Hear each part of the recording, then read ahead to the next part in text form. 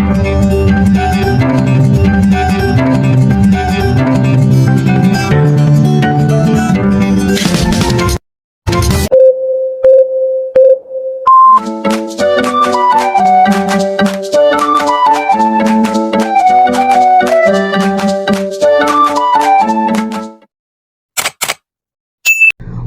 back mga ka-friendship.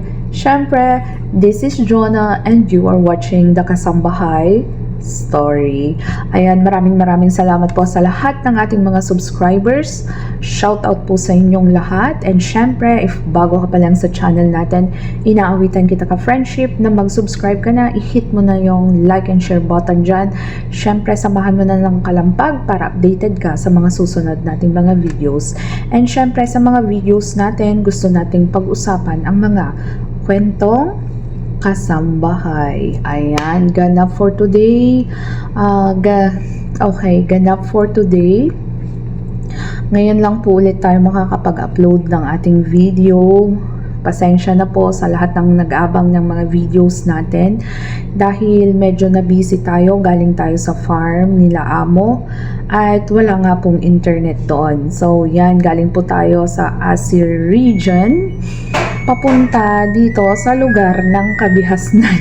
Charing. Ayan, wala pong internet. And ayan, pagbukas ko nga po ng social media ko, nag-iingay ang mga ka-friendship nating nasa bahay. Bakit nga ba? Matunog na matunog yung issue ng isa sa mga kasamahan nating nagtratrabaho sa loob ng bahay. Alam nyo na ba yun? So, magmamarites tayo mga ka-friendship. At shout out, Sir Kabong Cha. Hello po. Yan. So, alam nyo na ba yung issue ni ate?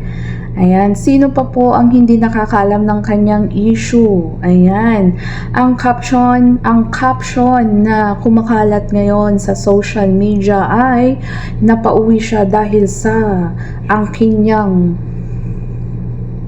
kagandahan. Charing, ayan. So, dahil sa ganda niya, ay napauwi daw siya. Okay, wow. Sana all maganda. Paano naman po kaming mga kailan po kami papauwiin yung gustong-gusto na naming maparelease pero hindi pa po kami nire-release dahil nga po mga pangit siguro kami. So just kidding. Yan, joke time muna. And totoo nga ba yun na sa sobrang ganda niya ay napauwi siya? Ano sa palagay niyo mga ka-friendship? Well, para po sa akin, hindi naman siguro batayan yung ganda. Dahil, sorry po pero sa opinion ko lamang po ito. Okay, ito na naman po tayo. Syempre, iba-iba po ang ating kaisipan, iba-iba po ang ating opinion, and syempre, iba-iba po ang ating sitwasyon. Ayan, pero para po sa akin, hindi naman po batayan ang ganda kasi marami naman po akong nakikita na mga kasamahan nating nagtatrabaho sa loob ng bahay na mas maganda pa, sabihin ko na mas maganda pa, pero maayos naman po ang kanilang mga kalagayan sa kanilang employer. Ganito po yan, wala po sa ganda, wala po sa katawan. Kasi kung talagang napunta ka sa medyo hindi kagandahang amo at napadpad ka doon, kapalaran mong mapadpad sa hindi kagandahang employer, ay kahit ano pa po ang itsura mo ay mangyayari ang ganitong sitwasyon. Okay? So, papaano po natin maiiwasan na tayo ay pagselosan ng ating mga among babae? Yun po yung importante. Ano pa man ang itsura natin or ano pa man yung physical appearance natin, isipin lagi natin ay kung mapadpad man po tayo sa mga ganitong klaseng employer, ay halimbawa kung talagang kaugalan na yung let's say okay? Ang harsh ng word, no? Pero kung kaugalian na talaga nila ito, ano pa man yung itsura mo, ay pwede kang salang or maharap sa ganitong sitwasyon. At alalahanin natin na ang mga amo nating mga babae, karamihan, lalo na po dito sa gitnang silangan, ay hindi ko naman po masasabing sobrang selosa nila, pero yun nga po, ang tawag nito, pinoprotektahan siguro nila yung pamilya nila, overprotective sila sa family nila. Siyempre lahat naman tayo, no, kung ilalagay naman natin yung sitwasyon natin sa sitwasyon ni among babae, halimbawa si ako ay mag-hire ng kasambahay namin, insyaallah, charing, no, pero halimbawa ganon ang mangyari at ang aking asawa ay palaging pinupuri ang i-hire naming katulong, syempre may kurot yan sa puso. Syempre alam natin yan kasi mga babae naman po tayo, 'di ba? Hindi po natin yan ikakaila. May kurot yan sa puso. Kung yung atensyon ni katulong ay nakatuon lagi sa asawa kong lalaki, syempre may kurot yan sa puso ko. Ganon din po sana ang ilalagay natin sa ating isip kung tayo ay magtutungo at magtratrabaho dito sa gitnang silangan. Okay? Kaya nga po may PIDOS, may OWA, may orientation po tayo bago tayo i-deploy dito sa gitnang silangan para paulit-ulit po tayong paalalahanan kung ano ang kultura na dadatnan natin dito sa gitnang silangan. Okay, proceed tayo. Paano natin maiiwasan na tayo ay pagsilosan ng amo nating babae? Siyempre, tignan nyo po sila. Kung sila ay lumalabas, ang mga kababaihan dito, kalimitan, nakabalot yung mga yan. Mata lang nila yung mga nakikita. Okay. Ngayon po ay medyo nagmo-modernize na sila. Kaya karamihan din ay hindi na sumusunod sa ganitong nakaugalian nila. Pero doon po sa pinanggalingan namin, yung pinagbakasyonan namin na province ng aking mga amo, halos lahat ng mga kababaihan kapag lumalabas ay nakabalot. Mata na lang ang nakikita. Hindi po gaya dito sa syudad na medyo open na yung mga nakakasalubong mo, yung mga abaya nila ay iba't iba na ang kulay, pero doon po sa pinanggalingan ko ay ang abaya nila halos itim po lahat sila at karamihan mata lang nila ang nakikita. Okay, ganun po yung ganun po yung nakasanayan nila na kultura nila. Kaya po tayo, kung ano ang gusto ng amo mong babae na isuot mo sa loob ng bahay niya, ay huwag mong susuwayin yung utos niya. Okay? Syempre yan, bagong salta ka. Halimbawa, bagong salta ka. Maninibago yung mga kapamilya niya na makakita ng makikita nila yung buong pagmumukha mo na hindi ka nakabalot. Hindi gaya sa labas, kapag lumalabas sila, lahat na makikita nila nakabalot. Syempre, pag ikaw dumating sa bahay nila, open, makikita nila yung whole face mo. Syempre, maninibago lahat sila. Yung mga anak niyang lalaki at yung amo mong lalaki. Syempre nga, kasi bago ka. So, halimbawa, ang gusto ng amo mong babae ay magsuot ka ng kumbong or takpan mo yung buhok mo, wag mong suwayin yung amo mong babae. At kung sa kanila man ay open at gusto, okay lang, kasi may mga amo naman po. Eto na naman po tayo, iba't iba po ang klase ng mga amo.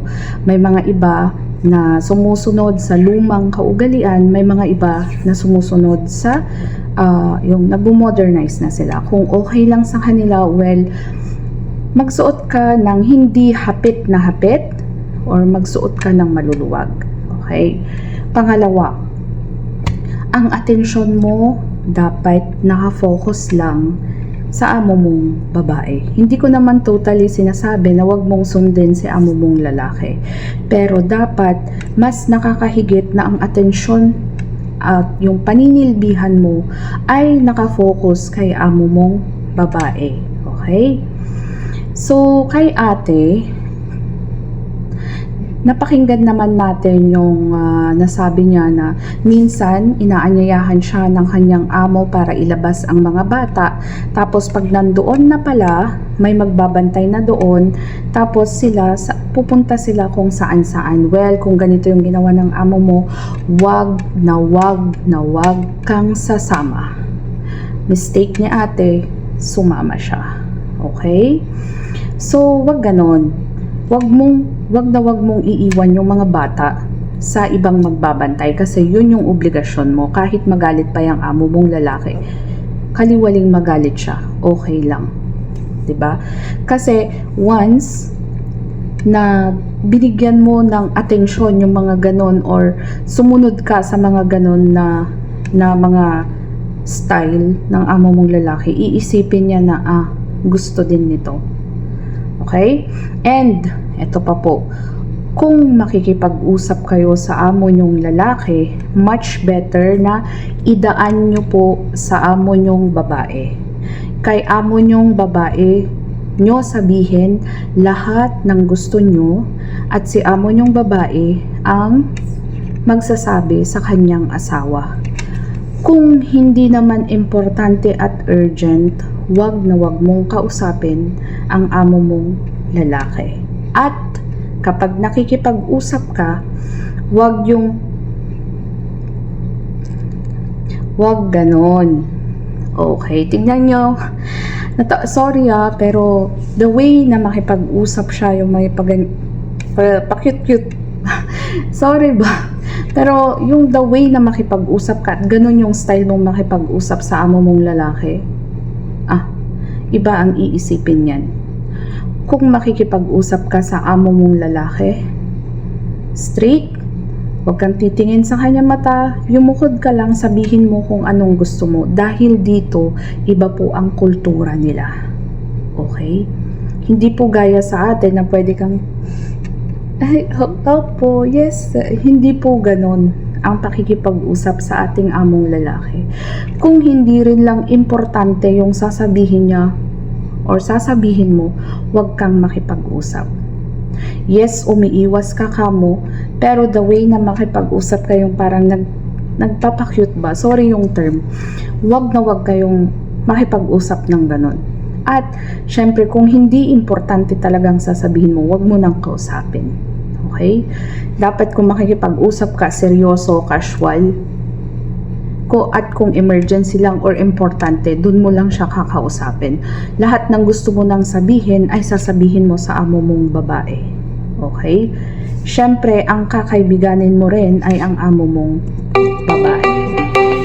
Balik po tayo. Ang dapat nating kaibiganin ay ang ating among babae. Kahit na mabunganga yan or kahit na ano pa man yan, dapat siya pa rin ang kakaibiganin mo. Kahit kaibiganin mo na ng kaplastikan, okay lang. Basta siya ang iyong ka-friendship sa loob ng bahay, hindi ang kanyang asawa. Na dahil pag ginawa mo yon, malilintikan ka talaga. Okay? So, dapat maging mapagmasid ka din at kung alam mo na ganito, una pa lang, nagpapapansin na at may pahaplos-haplos na yung amo mo, pabati-bati, pangiti-ngiti at iba na ang tingin, mag-report ka na agad sa agency. Huwag ka nang makikipagkwentuhan at magpapakyut na nakikipag-usap. Yan. So, ganun po yun. And, syempre, yun nga po, palaging ang atensyon ay kay madam, sa among babae. Wala nang ibang mas maganda, kundi si among babae lang. Wala nang ibang mas mabango, kundi si among babae lang. Wag na wag mo din siyang sasapawan. Okay? Sasapawan in terms na ikaw yung nagme-makeup samantalang siya ay hindi. Okay. Next, wag nating sapawan. Kung ano yung gusto niya, yun ang susundin natin. Isa pa, kung tayo ay palaligo bago magtrabaho or pala makeup, kung nasa Pinas tayo. Dito, medyo bawas-bawasan natin kasi nga, alangan magme-makeup tayo ay magkukuskus lamang naman tayo ng inidoro. Kung mahilig kang magkilay-kilay kagaya ko, edi maglagay ka lang ng simple lang. Pero dati kasi sa akin, sinabi ko na yan sa amo ko na mahilig talaga akong magkilay. So, wala siyang ano doon kasi open naman po sila. Ayan, so, bakit ko sinabing na huwag ka nang maligo bago pumasok? Magtrabaho ka na, tapusin mo na yung trabaho mo at pagtapos ka na at kung wala na yung amo mong lalaki, tsaka ka siguro maligo para maiwasan yung mga ibang iniisip ng amo nating babae na baka isipin niya nagpapabango tayo sa amo nating mga lalaki, ganun. Kasi minsan sa kanila hindi po talaga okay na nakikita nila yung nakalugay na basang buhok natin. Ewan ko, pero yun na yung nakaugalian nila. So, sumunod po tayo. Okay? And ano pa nga ba ang maidadagdag ko para maiwasang pagsilosan tayo ng amo nating mga babae? Yan, iwasan natin yung yan, makulorete, magli-lipstick ka na mas pula pa yung labi mo kaysa sa amo mo. Kung hindi okay sa kanya, wag mo nang gawin. Yan. At syempre, yun nga po, pakatatandaan natin na siya dapat ang reyna ng bahay. Okay, kung nakita mo yung amo mong ganyan na nakikipag-flirt-flirt na, aba, umayos ka, mag-report ka sa agency mo dahil malaki ang tsansa na ikaw ay mapahamak kung ang amo mo ay nakikipag-flirt-flirt sa'yo, yung may pahaplos-haplos. Yan, iba yung, kasi mararamdaman mo naman yan eh. Okay? Huwag kang makikipag-usap na nagpapakyut sa amo mo. Okay, so yun po. Hindi po basihan ang kagandahan o kung ano man ang itsura ng iyong katawan. Dahil dito sa gitnang silangan, kung ang amo mo ay ganun talaga, well, mahaharap at mahaharap ka talaga sa kapahamakan. Hindi ibig sabihin na kaganda-ganda mo na ay hindi ka na pwedeng magkatulong. Okay?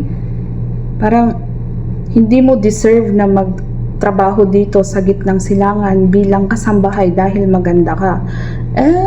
Parang ouch! Diba? Paano naman kaming pangit? Hindi qualification yung itsura. Dahil para sa akin, kung napunta ka talaga sa salbahing amo, papahamak ka talaga. Okay? So, lagi po tayong mag-iingat. And syempre, magdarasal po kayo palagi. Lagi ko pong sinasabi kung anong nasimulahan natin maganda, pagpatuloy lamang po natin mga ka-friendship. And syempre kung karapatan nyo, lagi nyong ipaglaban. Huwag naman po kayong makikipag-away, pero ipaunawa, makipag-usap ng maayos. Ayan, so maraming salamat sa pagsama sa akin hanggang sa dulo ng video na to. Syempre mga ka-friendship, huwag mong kalimutang i-subscribe. Ayan, hanggang sa muli. Ciao! Nga pala to subscribe and hit the notification bell para updated kayo palagi.